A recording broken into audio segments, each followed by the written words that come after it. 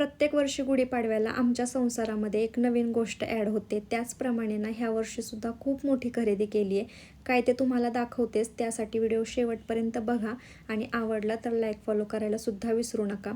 सणासुदीच्या दिवशी आपण लवकर उठतो आवर्जून, पण काल माझ्याकडून एवढी धावपळ झाली होती ना, म्हणजे काल दिवसभरच काम करत होते. रात्री झोपायला सुद्धा उशीर झाला, त्यामुळे आज सकाळी उठायला उशीर झाला. पण ठीक आहे, रात्रीच बऱ्यापैकी तयारी झाली होती, त्यामुळे सकाळी मला काही जास्त लोड नाही आला. नेहमीचीच उठल्यानंतरनं कामं केली, अंघोळ, त्यानंतरनं फरशी पुसणं, देवपूजा करणं. तोपर्यंत अहोंनी मस्त गुढी उभारून घेतली होती, कारण मी साडीच्या रात्रीच मिऱ्या वगैरे घातल्या होत्या, त्यामुळे ते सकाळी त्यांना करायला इझी गेलं.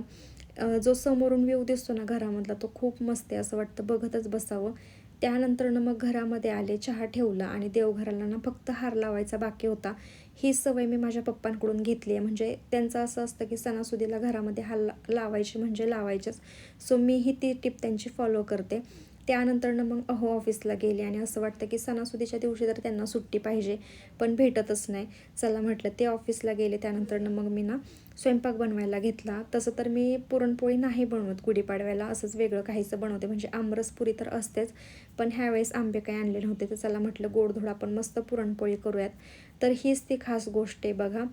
बेडरूममधलं ना आमचं फर्निचर करायचं राहिलं होतं.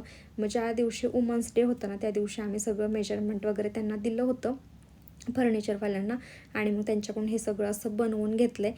आणि हा सेटमध्ये सगळं बनवून घेतलं आणि कलर कॉम्बिनेशन असं काहीसं ठेवलं आहे. म्हणजे आमच्या घरातलं सगळंच फर्निचर डार्क झालं आहे. सो म्हटलं हे पण असंच बनवून घेऊयात आपण. कशी वाटली खरेदीत नक्की कमेंटमध्ये सांगा. आणि सकाळी मी थोडासा स्वयंपाक, म्हणजे सगळंच ऑलरेडी झालं होतं करून, फक्त गरम गरम भजी तळायची होती आणि अहोंसाठी मस्त गरमागरम पुरणपोळी करायची होती. एवढंच फक्त बाकी ठेवलं होतं. बाकी सगळं मग सकाळीच आवरलेलं. तर असं काहीसं पुरणपोळीचा आजचा बेत होता. म्हणजे गुळवणी, आमटी, भात, असं मस्त पोटभर जेवण केलं आणि त्याचसोबत आजचा व्हिडिओसुद्धा थांबवते.